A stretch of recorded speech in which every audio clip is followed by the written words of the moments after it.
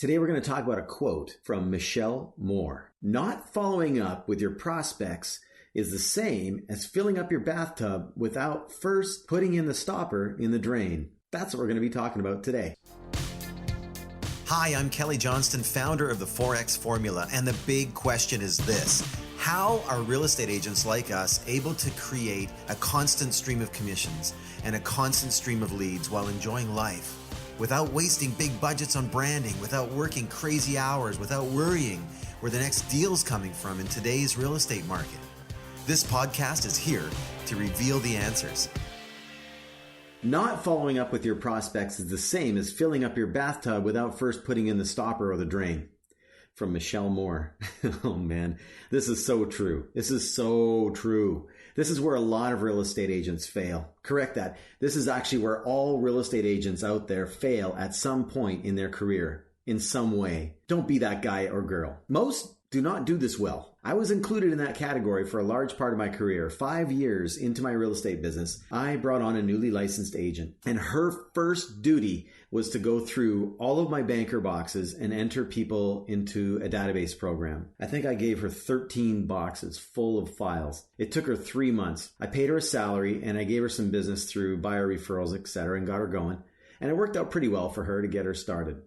It cost me a lot of money, but it was totally worth it. I caught it just in time. Imagine if I waited longer to get this done. The question that keeps plaguing my mind right now is how much business did I not do because of my lack of follow-up? I'll never know the answer to that. Tragically, I will never know that answer. There were some people that I actually avoided calling or sending letters to because I felt like an idiot contacting them now after 4 years from the time they moved into their home that I sold them. They probably had no idea who I was anyway. If they did remember who I was, the biggest thing that they would remember is how I never spoke to them again from the moment I received my commission check. Was it because I didn't care? No, not really. I was just so caught up in my own busyness that I was in survival mode. So I was just constantly just in frantic mode. And I just never took time to actually work on my business. I was so busy working in my business. But that's the past, and it's in the past. I've learned from it. Follow-up has to be intentional and it has to be done. It humanizes the business. It keeps us in their minds. It reminds them that we're still active and working when we jump back into their lives for a second. There's always a chance that there's more business that will come out of it. This is the cheapest advertising that you can ever do. Firstly, I would take the word prospects and add to that friends, referral sources, strategic alliances, past clients, back burner leads, and prospects that have newly come into your circle. Everyone, every source, every person that you have touched in some way. Now, having said that, there are systematic ways to do this. It's not as daunting of a task as it seems. It can be systematized, and it should. Now, if you're going to have paid staff anyway, for any reason, this is actually the chief reason that you would be paying people to get involved in your business. This will keep them busy and will pay you large dividends. This can be a total minimum wage activity and a part-time job for someone as well.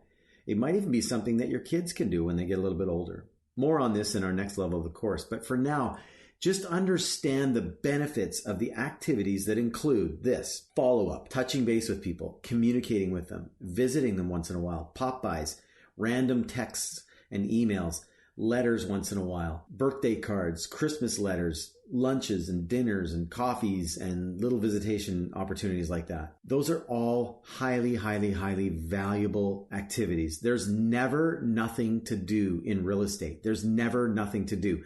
Just because you're not signing up a listing and processing a listing or showing people houses doesn't mean you don't have something to do today. There's something to do every day. Make that a daily, for sure weekly activity to keep in touch with the past people you've been dealing with.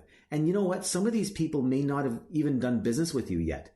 Maybe you've met them, you've had conversations with them, and they're not hot. They're not ready to do something right now. It doesn't hurt to keep in touch. See how their family's doing. Check in on them. Ask them about their interests, all the things that you learned from when you met them. Think about them from their angle and figure out how to keep in touch with these people. This has to be part of your workday every single day. Now, I encourage you to schedule it, plan it, make it happen. I hope this was helpful for you today. and I wish you all the best.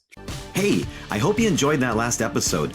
Here's the reality that you may or may not know. The top 20% of real estate agents take home 80% of the money out there, while the bottom 80% are fighting over 20% of the scraps that are left.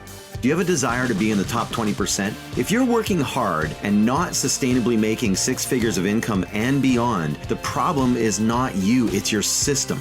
I struggled for years until one day the light bulb came on and I figured out how to simplify the real estate business. If you want to learn my secrets that anyone can implement immediately, that I still use every day, that pays me multiple 6 figures every year, go to 4xformula.com right now. That's 4xformula.com. The number 4xformula.com.